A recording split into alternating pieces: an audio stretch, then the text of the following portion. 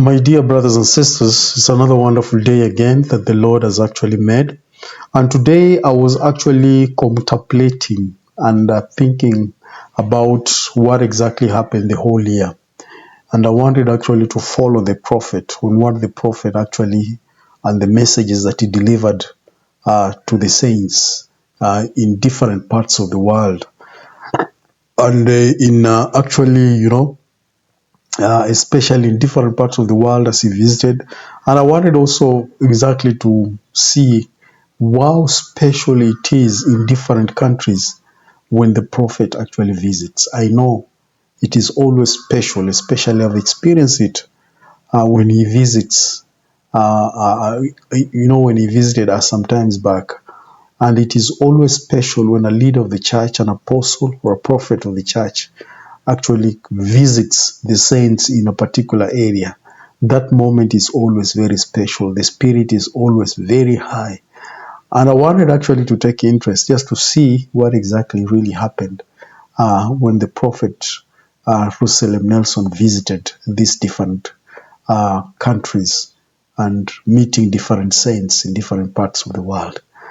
And believe you me, it was very amazing, very, very amazing. And this is what actually I ended up seeing. Please welcome his wife, Patricia. We have to remember that he's not only the president and prophet for the church, but he's the prophet to the world. His first stop, London, England, meeting with Latter-day Saints at the Hyde Park Chapel on April 12th.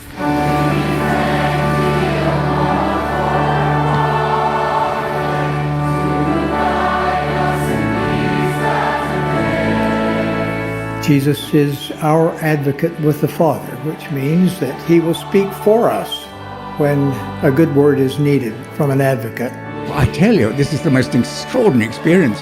I have felt I'm floating in the air. I can't tell you, it's so wonderful. Continuing the tour 2 days later with Elder Holland, President Nelson traveled to the Holy Land, speaking before Latter-day Saints and Friends of the Church at Brigham Young University's Jerusalem Center. I'm honored to be listed among the many who teach and testify of the Lord Jesus Christ. He's the Son of God, our Redeemer, our God, our King. The global tour of the prophet continued from Jerusalem in Israel, south to Africa, and to Nairobi, Kenya. Here, Elder Holland talked about the importance of obtaining a temple recommend, as Latter-day Saints anticipate the building of the Nairobi Temple that was announced a year ago. It says something to heaven, and it says something on earth about who you are as a Latter-day Saint if you have that certification. Further south in Africa, President Nelson traveled to Harare, Zimbabwe, meeting with thousands of Latter-day Saints and taking the time to visit a potential site where a temple will be built. From Zimbabwe, President Nelson made his fifth visit on this global journey to Bengaluru, India, home to more than 1 billion people. The recently announced temple will be the first in India. It was a thrill for me to receive the real impression that I should announce that there will be a temple here in India. With 1 week into his global ministry, President Nelson carried the joy and anticipation of temple building to Bangkok, Thailand. As it was previously announced, this city in Southeast Asia will have a temple of its own. We'll build that temple as fast as we can. เราจะสร้างพระวิหารให้เร็วที่สุดเท่าที่เราทำได้ But it's up to you to build yourselves to the point where you can go to the temple. On April 21st, record-setting numbers of people also assembled in Hong Kong as President Nelson and Elder Holland met with thousands more who gathered from parts of Asia, China, and the Philippines. East, across the Pacific, President Nelson's global ministry made the final leg of the journey to the campus of BYU Hawaii on the island of Oahu. We don't allow jet lag. Perpetually in good humor, President Nelson spoke to Latter-day Saints who represent a wide array of nationalities and have made these islands their home. Our message to you tonight is the same as the message we've given to others. That God lives, that Jesus is the Christ, that this is His church. We'll be eternally grateful. for the Nelsons for inviting us to be with them. I always feel the Spirit of the Lord here in Laie. I can take any witness stand in any nation on earth and testify that I know that President Russell Marion Nelson has been called by God to be the living prophet of the Lord on the earth today. Of all the locations President Nelson ministered to this year, perhaps his time spent in Seattle, Washington was the most publicly visible venue. On September 15th, the 94-year-old prophet spoke at a special outdoor devotional to Latter-day Saints at Major League Baseball's Safeco Field. We have never spoken at a baseball field before. It was the largest gathering of its kind in the history of the church in the Pacific Northwest. God is an unchangeable God. But as the church moves to every nation and people, and in the last days, we can expect and take joy in new messages coming from God through the prophet. I plead with you not to let the temptations of the world, even including time-consuming allurements of your occupation, distract you from the real reason you're here on planet Earth. Will you use your agency to choose Jesus Christ and His gospel? Departing Seattle, President Nelson and President Eyring traveled further north to Vancouver, British Columbia, and to Langley Center, expressing to the vast audience there the purpose behind the outreach of the church. We released a small statement to the press that we want to be called by the right name. During his visit with Latter-day Saints in Canada, President Nelson took occasion to reassure church members there and to affirm the official name of the church. The Lord said the name of the church shall be the Church of Jesus Christ of Latter-day Saints, period. And that's not negotiable. So these errors that have crept in are only to be corrected.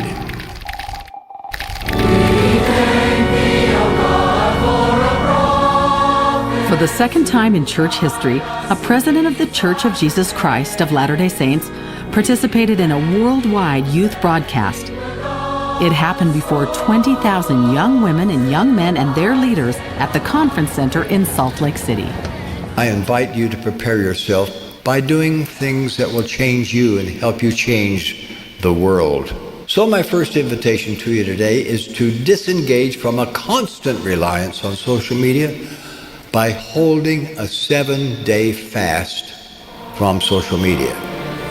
For 3 weeks in a row, make a weekly sacrifice of time to the Lord, to do a thorough life assessment, to pray daily that all of God's children might receive the blessings of the gospel of Jesus Christ, to stand out, be different from the world. You and I know that you are to be a light to the world. This is an occasion of great significance. During the Saturday morning session of General Conference last March, Henry B. Eyring, second counselor in the First Presidency, announced that through President Nelson, the Lord had called Elder Garrett W. Gong and Elder Ulysses Suarez as apostles in the Quorum of the 12. Their new callings extended from 2 vacancies with the passing of President Thomas S. Monson and Elder Robert D. Hales. The overwhelming feeling that came to my heart was that I felt really humble before the Lord. It's such a great privilege to serve in the church, anywhere we have the pleasure and the blessing to do so. During the Sunday afternoon session, President Nelson announced the church's separate programs of home and visiting teaching would be retired and implemented as ministering. Church leaders explained that ministering offers enhanced focus on the needs of the person or family. Sometimes we think we have to do something grand and heroic to count as serving our neighbors, yet simple acts of service can have profound effects on others as well as on ourselves. During the general priesthood session, President Nelson announced that the ward or branch high priest group will now be combined into one elders quorum. This adjustment will greatly enhance the capacity and the National Association for the Advancement of Colored People spent unifying time with the First Presidency of the Church of Jesus Christ of Latter-day Saints as the two organizations moved forward with joint service ventures. In meetings this morning, we've begun to explore ways such as education and humanitarian service, in which our respective members and others can serve and move forward together. That is our job to speak for those who cannot speak for themselves. And we do so through an advocacy voice, but now with a partner who seek to pursue harmony and civility within our community. Ladies and gentlemen, I call this 109th annual convention to order. The church's relationship with the NAACP expanded in July during the organization's 109th annual meeting held in San Antonio, Texas. This is the beginning of a relationship. It's about getting to know each other, and the way you do that is by visiting with each other. As a part of its growing collaboration with the church, Elder Jack N. Gerard, a General Authority 70, became the first Latter-day Saint leader to be invited to speak at the conference. It is a distinct honor and privilege to stand before you and to do so as a friend of the NAACP and its leaders. The organization's vice chair shared with the conference how the NAACP leadership felt about their meeting in Salt Lake City earlier this year. And despite our reservations, we left that historic meeting with a better understanding of each other's history and the desire to acknowledge the past and move forward to work together for the common good.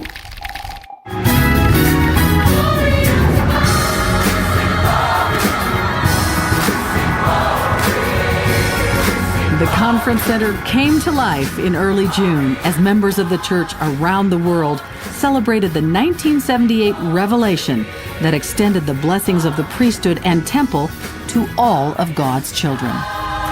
Black members and those of African descent had trusted and waited upon the Lord. A major announcement has just been made by a letter which has been released under the signatures of the First Presidency of the LDS Church. On June 1st, 1978, 40 years ago today, what was promised from the beginning did come to pass. The restoration continued to unfold. I wept for joy. That is the scene etched in my memory of this unforgettable announcement 40 years ago.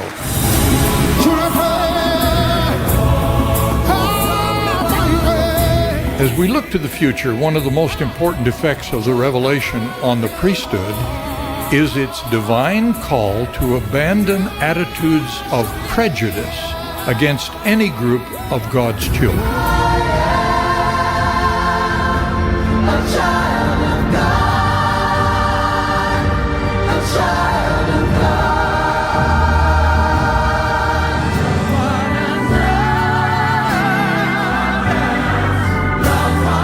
It is my prayer that we may overcome any burdens of prejudice and walk uprightly with God and with one another in perfect peace and harmony.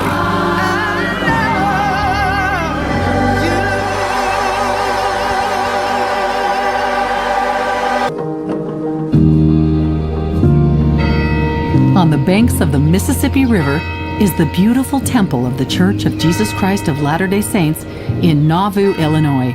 With this setting as a backdrop, a worldwide broadcast was held for all young adult Latter-day Saints. The event marked the release of a new book produced by the church titled Saints, the Story of the Church of Jesus Christ in the Latter Days.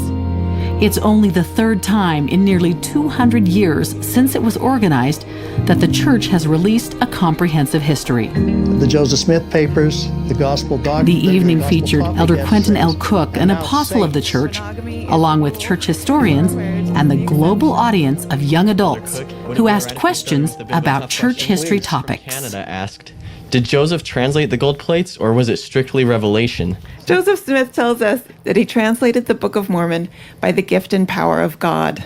He used both the Urim and Thummim and a seer stone to help him with the translation process. His translation experiences were sacred and very personal, and he just didn't give us much detail. What matters to me is the contents of the Book of Mormon. The Book of Mormon has shaped who I am, how I see the world, and when I do something well, I thank the Book of Mormon. But is there a way to search church history to find reliable answers and stories? There are so many historical discussions online about our history, and most of these discussions produce a lot more heat than light. So if your source of information includes a lot of emojis and exclamation points, maybe let's start somewhere else.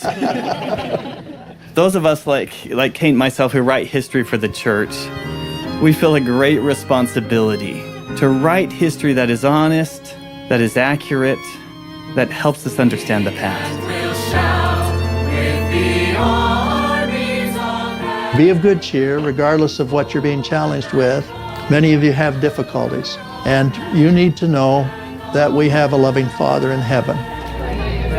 The enthusiasm and the warmth of the congregation we had here was magnificent. I couldn't be more positive about the group that were the audience this evening. So, my dear brothers and sisters, those are some of just elements or snippets of what exactly really happened.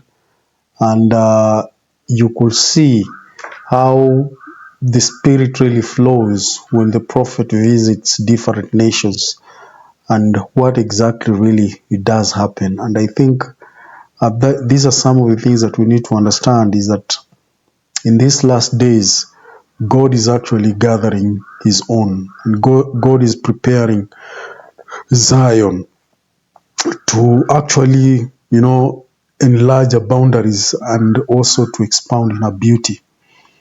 And that each one of us has to do his part for Zion actually to be stronger in these last days.